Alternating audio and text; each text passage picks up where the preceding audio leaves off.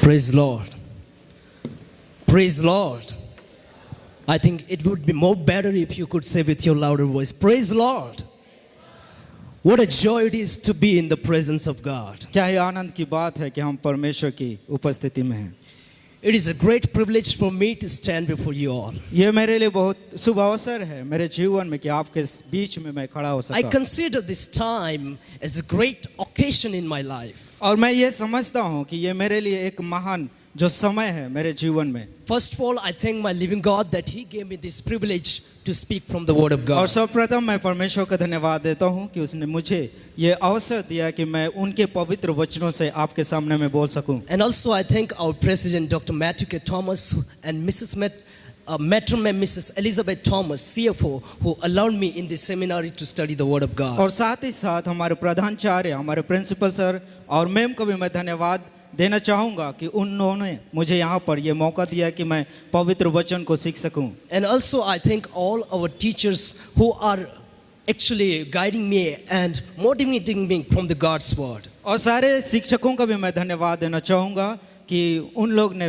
मुझको आगे प्रोत्साहन करते हैं, आगे बढ़ने में मेरी सहायता करते हैं। And also I thank all my dear brothers and sisters who are praying for me and supporting me. और सारे भाई बहनों का भी मैं धन्यवाद देना चाहूँगा कि जो मेरे लिए हमेशा प्रार्थना करते रहते हैं। And also brother Akash, who is translating my message, also I thank him also. और भाई आकाश का भी कि वो मेरा इंग्लिश का जो हिंदी में अनुवाद कर रहे हैं। So before we enter into the message, I would like to draw your attention to the short illustration which will take you to understand whole message. और संदेश में जाने से पहले मैं छोटा सा एक उदाहरण देना चाहूँगा। इस उदाहरण के द्वारा हम इस आज का पूरा संदेश को हम समझ पाएंगे। So there was a man of God और वहाँ पर एक पवित्र जन था who was living in Scotland in 1824. और 1824 में वहाँ पर एक स्कॉटलैंड में वो कार्य करता He था। was born in Scotland in 1824. और वो 1824 में स्कॉटलैंड में उसका जन्म हुआ। He was raised godly family and he was came personally in Christ. और उसका पालन पोषण एक अच्छा मसीह परिवार में हुआ और बाद में वो व्यक्तिगत रूप में प्रभु यीशु मसीह को अपने His जीवन में name ग्रहण किया। is John G. Patton. और उसका नाम था John G Patton. You can see in the PowerPoint that his name is John G. Patton and he was called by God. और उसका नाम आप स्क्रीन में देख सकते हैं और वो परमेश्वर के द्वारा बुलाया गया था। As a young man, he was worked for the Lord. और वो एक जवान के समय में ही वो परमेश्वर के द्वारा उनको बुलाया As a गया missionary in Scotland. और एक सेवक के रूप में स्कॉटलैंड में। But Lord put it upon his heart to go as a missionary to the cannibals. और उनके जीवन में परमेश्वर ने एक बात को डाला कि वो एक कैबिनेट के उस क्षेत्र में वो सेवकाई के लिए जाए। The people who were eating by the human fleshes. और जहाँ लोग एक आदमी का जो मांस है उसको खाते थे। And there he was sent by God. और वहाँ पर परमेश्वर के द्वारा उसको भेजा गया। And many of the people, they were arguing with him that, hey, Mr. John G. Patton, why are you going to that place? और बहुत सारे लोग उनके साथ वाद विवाद करने लगे कि मिस्टर क्यों जा रहे हो तुम उस जगह में?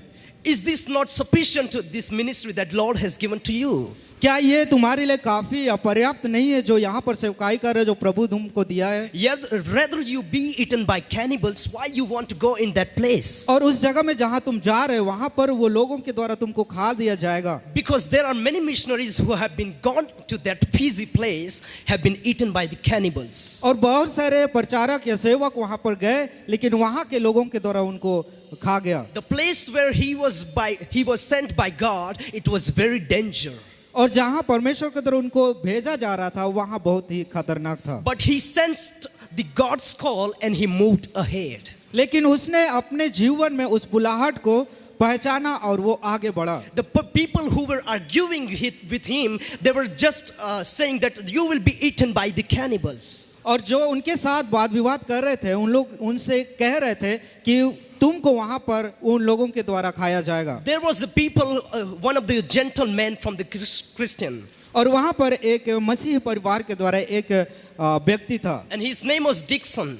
और उसका नाम था mister And Dixon. he said to, hey, Mr. Dixon, और इस प्रकार से वो व्यक्ति कहता है, you are just advanced in years. और तुम एक यहाँ पर एक लाभ के लिए है, And your own prospect is soon to be laid in the grave. और तुम्हारा जो सोच विचार या धारणा है वो तुरंत ही वो कब्रिस्तान में जाने वाला है। And Patton replied to that Dixon that you dare to be eaten by worms and the cannibals, I confess to you. और इस प्रकार से वो पैटर्न इस प्रकार से उनको प्रत्युत्तर देता है, यदि मैं वहाँ के लोगों के द्वारा खाया जाऊँ या वहाँ के जानवरों के द्वारा, उससे कोई फर्क नहीं पड़ता। That if I be eaten by worms, rather be I eaten by cannibals, I will serve the Lord in the midst of cannibals. यदि मैं उस मनुष्यों के द्वारा खाया जाऊँ या जानवरों के द्वारा, फिर भी मैं परमेश्वर की सेवा को करूँगा। And the 79,000 cannibals came to Christ by influence of the gospel where he went. और 79,000 जो लोग हैं उस व्यक्ति के द्वारा वहाँ पर प्रभु में आए। And 34,000 from the church's people, they just serving the Lord. और 44,000 वहाँ पर जो लोग हैं प्रभु की आज सेवा कर रहे हैं। And this was the remarkable missionary of John G. Patton. और ये एक महान अद्भुत जो उनका सेवकाई था जो जॉन जी पैटन के द्वारा हुआ। So now from this illustration I would like to draw your attention to the Bible, to the book of Acts 20, chapter 20 verses 22-24. और इसी उदाहरण के द्वारा मैं बाइबल में से कुछ आयत को या पद को हम लोग देखेंगे जो प्रेरितों के काम 20 अध्याय उसका 22 से 24 पद तक। And this book of Acts chapter 22-24 sister have been read, so I would like somebody to read in Hindi verse 22. अब देखो मैं आत्मा में बांधा हुआ यरूशलेम को जाता हूँ और नहीं जानता कि वहाँ मुझ पर क्या क्या बीतेगा, केवल यह कि पवित्र आत्मा हर नगर में गवाही दे देकर मुझसे कहता है कि बंधन और कलेश तेरे लिए तैयार है। Let's pray. परंतु मैं अपने प्राण को तुझ नहीं समझता कि उसे प्रिय जानूं, वरन या कि मैं अपने दौड़ को और उस सेवा को पूरी करूं जो परमेश्वर ने मुझे दिया है। Let's pray. आइए हम प्रार्थना करें। Dear Father, thank you for this opportunity you have given to me. स्वर्ग पिता धन्यवाद देते हैं सुंदर अवसर के लिए जो हमें दिया है। Lord, as I speak among your people, your word, प्रभु जैसे कि मैं आपके वचनों से मैं आपके लोगों के बीच में बोलना चाह रहा I हूँ, pray that you lead me according to your spirit और ये मेरी प्रार्थना है प्रभु आपके पवित्र आत्मा के द्वारा मुझे अगुवाई and करना speak to your people as और- they hear your word. और आपके लोगों के साथ तू बातचीत कर, In Jesus' name, यीशु के नाम में amen. आमीन।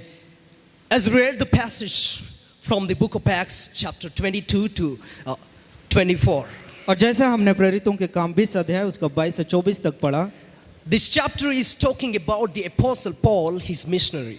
और ये जो अध्याय है विशेषकर पौलुस के जो यात्रा को वो दर्शा रहा है। And from this passage, the scriptures that we read, I have entitled my sermon topic today is Journey Towards Our Destiny. और इस अध्याय के द्वारा और इस पदों के द्वारा आज का जो मेरा मुख्य शीर्षक होगा वो है अपनी मंजिल की ओर यात्रा। I shall repeat, और मैं दोहराना चाहूँगा, Journey Towards Our Destiny. अपनी मंजिल की ओर यात्रा। So let me introduce the book of Acts. आइए मैं इस प्रेरितों के काम के उस किताब के बारे में कुछ बताना The book चाहूँगा। of Acts was written by the Luke the physician, और ये किताब लूका के द्वारा जो लिखा गया है and this was written approximately 62 AD. और लगभग में 62 एडी में उसको लिखा गया। And the theme of this book, when we see here, it is the power of the Holy Spirit to declare among the believers. और इसका जो थीम है जो विशेष कारण है वो लिखने का कि वो पवित्र आत्मा का कार्य। The Holy Spirit empowers to declare the gospel among the believers. और पवित्र आत्मा सामर्थ्य देता है उस विश्वासियों को कि दूसरे जगह में सुसमाचार सुनाए। And the purpose of this book is this: और इसका जो मेन उद्देश्य है the continuation of the Holy Spirit in the lives of the apostles in the Jerusalem. और ये प्रेरितों के द्वारा ये लगातार ये काम पवित्र आत्मा के द्वारा किया जा रहा था। The spreading of the Christianity from Jerusalem to Rome. और यरूशलेम से रोम तक ये मसीहात का प्रचार हो And रहा as we था। read this passage, the Luke Look, the position described Paul's trip to Jerusalem. और यहाँ पर जैसा हमने पढ़ा कि कैसा लेखक जो लूक है वो पौलुस का जो यात्रा है उसके बारे में यहाँ पर And बता रहा है। Apostle Paul here, he is expressing his determination to follow the guidance of the Holy Spirit. और यहाँ पर हमें ये एक नियम या कायदे को बता रहा है कि कैसे हम पवित्र आत्मा के द्वारा अगुवाई में चल सके। So now, as I shared with you the topic today, journey towards our destiny. और जैसा मैंने कि आज के शीर्षक को आपको बताया है कि हमारी यात्रा मंजिल की ओर, There are two words are appearing, journey and destiny. और यहाँ पर दो शब्द है जर्नी और destiny. So what does it actually mean by journey and destiny? और यात्रा और उस मंजिल का मतलब क्या है यहाँ पर? So according to the word journey, according to the Merriam-Webster dictionary, is an act और इसका मतलब है कि कार्य करना or instant traveling from one place to another place. और एक जगह से दूसरे जगह में यात्रा करना। And the word journey, according to Merriam-Webster dictionary, it's a something which a person or thing is destined. और जो शब्द है जो मंजिल है जो कि वो एक व्यक्ति जो है उसको प्राप्त करता So है।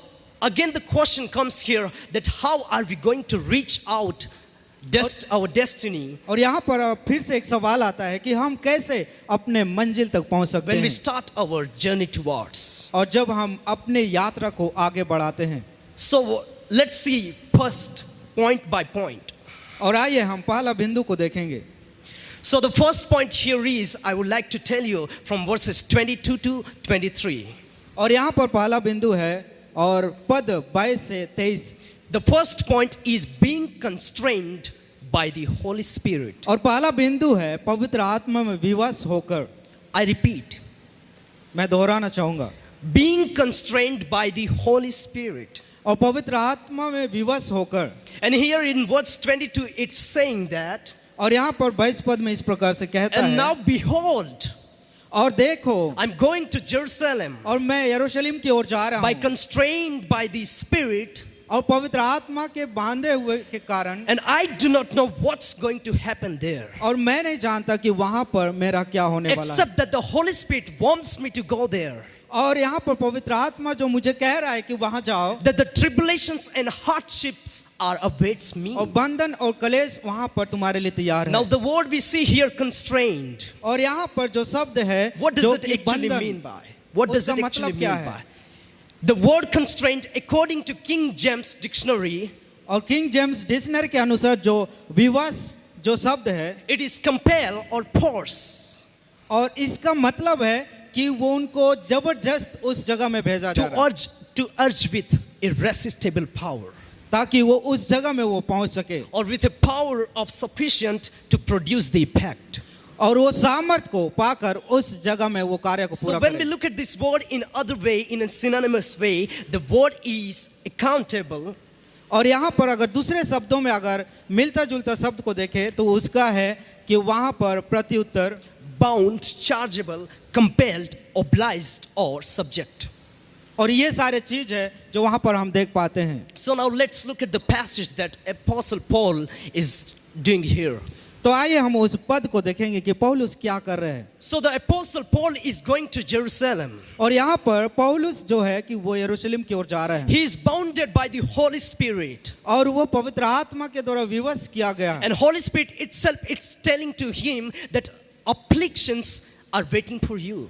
और पवित्र आत्मा उनको बता रहा है कि तुम्हारे लिए कलेश या समस्या वहाँ पर He is इंतजार कर going रहा है। towards to finish his race. और वो चाहता है कि उसका जो दौड़ है वो पूरा करे। And when Apostle enters into the Jerusalem, और जब पौलुस उस यरूशलेम में प्रवेश किया, he yielded himself under the guidance of the Holy Spirit. और वो अपने आप को पवित्र आत्मा के निर्देश या उनकी अगुवाई में चलाया, He did not look back to the situations, और वो कभी अपने उस परिस्थिति या खराब परिस्थिति को but he मुड़ was कर नहीं देखा, constrained by the Spirit of God. लेकिन वो पवित्र आत्मा के द्वारा उनको And as we निर्देशन come दिया गया। to CITS or wherever we go for the ministry, और जब हम CITS में या जहाँ कहीं भी हम सेवकाई के लिए जाते हैं, we must be bounded by the Holy Spirit. हमें पवित्र आत्मा के द्वारा विवश होकर That आगे Holy बढ़ना है, Spirit can lead us into a right direction. ताकि पवित्र आत्मा सही मार्ग में हमें ले चले। There are many people who do not go with the bounding by the Holy Spirit and they go in the wrong और direction. बहुत सारे लोग हैं जो कि पवित्र आत्मा के निर्देश में नहीं चलते, Because there is no direction from the Holy Spirit. क्योंकि उनके जीवन में पवित्र आत्मा की अगुवाई Or नहीं है, because they are not bounded by the Holy Spirit. और वहां पर उन लोगों को पवित्र आत्मा के द्वारा विवास नहीं The हुआ है। Apostle Paul, he was fully committed to the path of submission in the gospel. और प्रेरित पौलुस पूर्ण रीति से वो पवित्र आत्मा के ऊपर अपने आप को दे देता है, That he was literally considered that I am being bounded by the Holy Spirit and I must go there. और वो पूर्ण रीति से अपने आप में ये विश्वास किया कि मैं पवित्र आत्मा में समर्पित होऊंगा और मैं उस कार्य को पूरा Even though करूंगा। there was dangerous situations ahead of him. यहाँ तक कि उनके सामने में बहुत बड़ा कठिनाई है, But he did not back. He just moved ahead. और वो पीछे नहीं लौटा, वो आगे Because he बढ़ा, was being bounded by the Holy Spirit. क्योंकि उनको पवित्र आत्मा के द्वारा विवश किया गया है। And we as a minister of God must be bounded by the Holy Spirit. और हम परमेश्वर के जो दास और दासी हैं, हमें भी इस तरह होना चाहिए। That should be our criteria in our life wherever we go for the ministry. ये हमारे लिए होना चाहिए ताकि हम जहाँ कहीं भी सेवकाई के लिए जाते हैं, And it's very most important in our life. और ये बहुत ही महत्वपूर्ण है हमारे जीवन में। So I would like to take you to the second point. और मैं चाहूँगा आपको कि दूसरा बिंदु में ले जाऊं। The second point, by completing the task. और जो दूसरा बिंदु है कर्तव्य को पूरा करते हुए, Verse 24. और उसका 24 पद, And I request somebody to read verse 24. परंतु मैं अपने प्राण को कुछ नहीं समझता कि उसे प्रिय जानूं, वरन यह कि मैं अपनी दौड़ को और उस सेवा को पूरी करूं जो मैंने परमेश्वर के अनुग्रह के सुसमाचार पर गवाही देने के लिए प्रभु यीशु से पाई है। Now here we see the word completing और यहाँ पर हम देखते हैं पूरा करना and the task. और जो कर्तव्य या So कार्य, what does it mean completing? क्या मतलब है कि पूरा करना? The word completing according to the Cambridge dictionary और कैम्ब्रिज डिक्शनरी के अनुसार जो पूरा करने का मतलब है is the act of finishing something that you are doing और जो हम काम कर रहे हैं उस कार्य को पूरा करना, or something you are making.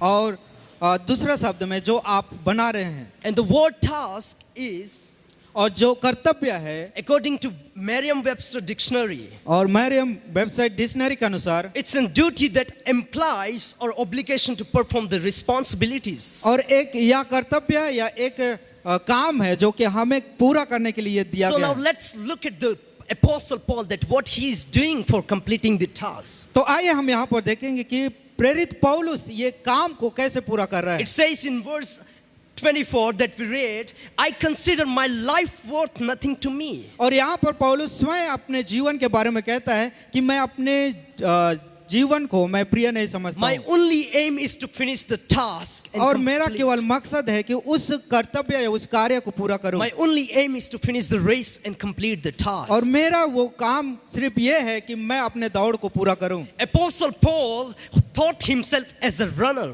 और पौलुस प्रेरित अपने आप को एक दौड़ में भाग लेने वाला समझता He है, did not consider his life as a worthy, और वो अपने जीवन को वो बेकार नहीं समझता है, but he just moved forward to complete the task. लेकिन वो आगे बढ़ता है ताकि वो काम को पूरा करे। There were situations in midst of him. और उनके बीच में वो परेशानियां और समस्या है। The city of Jerusalem was very dangerous wherever the people goes there. और यरूशलेम वहाँ बहुत ही खतरनाक जगह है जो लोग वहाँ जाते हैं, But he had a goal to reach out destiny. और उसका एक मकसद था कि उस मंजिल तक पार कर सके By finishing the race with joyful heart. और आनंद के साथ उस यात्रा को पूरा करे। It just not applies to Apostle Paul, but it applies to our life. ना केवल ये बात पौलुस के जीवन में बल्कि ये हमारे जीवन में भी होना चाहिए। His life was just submitted to God. और उसका जीवन परमेश्वर में समर्पित था। My dears, God has given us ability, enough ability to go forward. और मेरे प्रियो, परमेश्वर हमें इतना अधिक हमें सामर्थ्य दिया कि हम उस कार्य को पूरा कर सके। Our situation is not the track which will take to us our और- destiny. और हमारा जो परिस्थिति है ऐसा मार्ग नहीं है जो कि हमें उस मंजिल तक पहुंचा सके। But our ministry is the something that it is the one of the tasks that will take us to our destiny. लेकिन हमारा जो सेवकाई है वो सेवकाई हमें अपने मंजिल तक And पहुंचा we सकता must है be move ahead with our God. और हमें आगे बढ़ना बहुत जरूरी है Yes, there was situation, but Paul, he moved ahead. हाँ वहाँ पर समस्या था लेकिन पौलुस आगे बढ़ा He did not stop his journey. और वो अपने वो यात्रा को कभी रोका नहीं He just moved ahead. लेकिन वो आगे बढ़ता गया If you can step up, यदि आप आगे बढ़ सकते हैं go ahead. आगे बढ़िए If you can desire for ministry, यदि आपके अंदर में दिल इच्छा है सेवकाई का move ahead. आगे बढ़े But never try to back. आप कभी भी ये कोशिश ना करें पीछे Never लौटने का try to come back. आप कभी भी ये कोशिश ना करें कि पीछे Therefore, my लौटे dear brothers and sisters, इसलिए मेरे प्रिय भाई और बहनों as Paul, he had a great journey in his life. और पौलुस के जीवन में देखते हैं एक The Holy महान Spirit यात्रा wants him to go at Jerusalem. और यहाँ पर हम देखते हैं कि कैसे पवित्र आत्मा उनको अगुवाई करता है यरूशलेम And by जाने के being लिए bounding by the Holy Spirit, he went away. और पवित्र आत्मा के निर्देश के कारण ही वो यरूशलेम को जाता है He did not think about his life, और वो कभी अपने जीवन के बारे में नहीं सोचा but he just was thinking that my goal is to finish the race. केवल वो सोचता रहा कि मेरा मकसद केवल है उस काम को पूरा करना If I will not complete this task in my यदि life, यदि मैं इस कार्य को अपने जीवन में पूरा ना करूं what's going to benefit in my life? तो मेरा जीवन जीने का मतलब क्या है Paul had a burning desire for ministry. और पौलुस के अंदर में यही इच्छा था कि वो सेवकाई को पूरा करे And as we, as the minister of God today, और जैसा कि आज हम परमेश्वर की सेवक हैं must be move ahead to complete the task that God has given to us. और बहुत ही जरूरी है कि हम आगे बढ़े और उस सेवा को पूरा करें Apostle Paul was thinking in his life that God has given us this ministry. और प्रेरित पौलुस उसके जीवन में ये सोचता है कि ये जो सेवा है ये परमेश्वर ने मुझे दिया है It's not the people who has given me the ministry, ये ना केवल ना मनुष्यों के द्वारा मुझे दिया गया है but the God has given to me this ministry. I should go and complete the task. ये तो परमेश्वर की ओर से मुझे मिला है ताकि मैं उसको पूरा कर सकूं So I would like to take you in the last point. और मैं चाहूंगा आपको अंतिम बिंदु में ले जाऊं How can we reach out our destiny हम कैसे अपने मंजिल तक पहुंच सकते as we हैं start our journey towards? जैसे कि हम अपनी यात्रा को जब हम शुरू The करते हैं third point is by declaring the good news. और मेरा जो तीसरा बिंदु है सुसमाचार का प्रचार करके Verse 24, C part. और 24 उसका लास्ट भाग को Please, somebody can read this. जो मैं अपने परमेश्वर के अनुग्रह के सुसमाचार पर गवाही देने के लिए प्रभु यीशु से पाई है So, according to the Britannica dictionary, the word declaring is और यहाँ पर जो सुसमाचार प्रचार करने का जो मतलब है it is something to say in a strong, confident way. और मजबूत के साथ जोर के साथ कुछ कहना To say something in a confident way.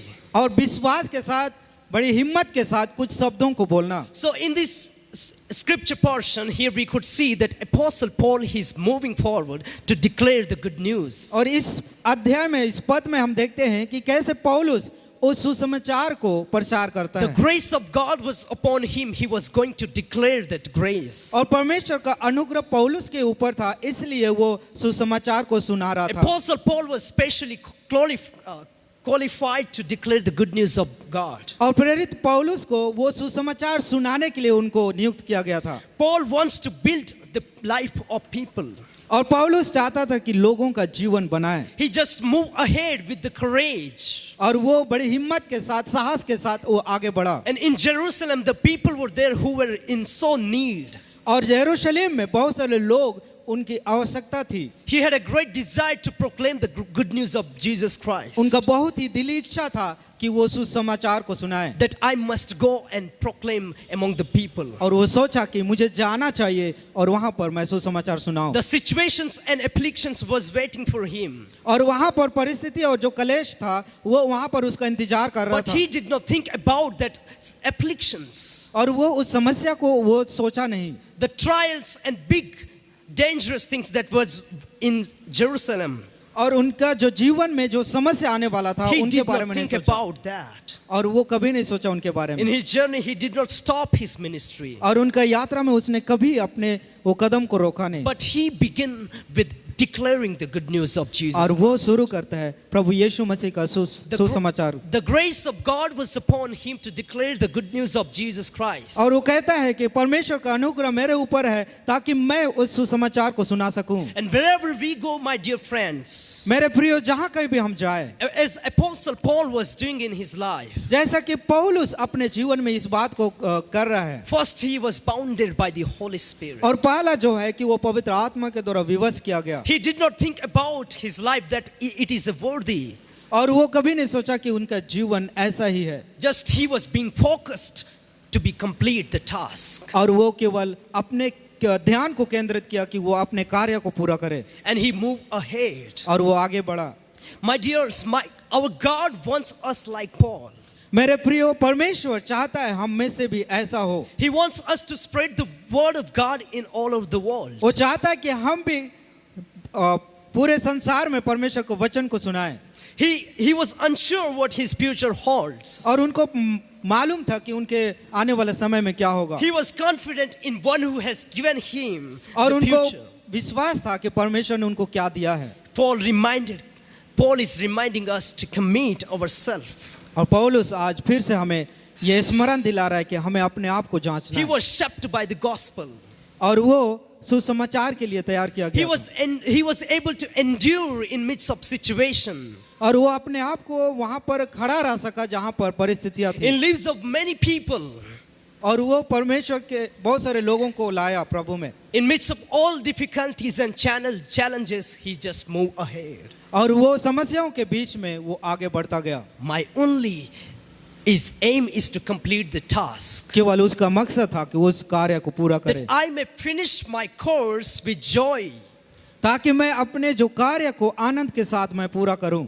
My dears, may I tell you, the work of the Lord is yet to be fulfilled. और मेरे प्रियो, मैं कहना चाहूंगा कि आज भी वो काम को पूरा There are करना है। many people who are struggling in many ways. और बहुत सारे लोग हैं, बहुत अलग अलग जगह में जाते हैं, Many people are there in the world that have been not heard the word of God. और बहुत सारे लोग हैं संसार में जो अभी तक प्रभु के वचन को नहीं सुना है। And God wants to see in our life और परमेश्वर हमारे जीवन में इस बात को देखना चाहता है that we may go throughout every corners of the world and we may proclaim the word of God. और दुनिया के हर एक छोर तक हम परमेश्वर के वचन को सुनाएं। We cannot reach out our destiny unless and until we start our journey. हम अपने मंजिल को प्राप्त या पहुंच नहीं सकते हैं जब तक हम अपनी यात्रा को It शुरू is ना करें। time to move ahead ये एक समय है कि आगे बढ़े with great courage and confidence to proclaim the good news of और God. बड़े साहस के साथ परमेश्वर के वचन को The सुनाएं। grace of God was upon you and I, and और He brought परमेश्वर का us. अनुग्रह आपके और मेरे जीवन में है। He has been brought us in this place to become a something,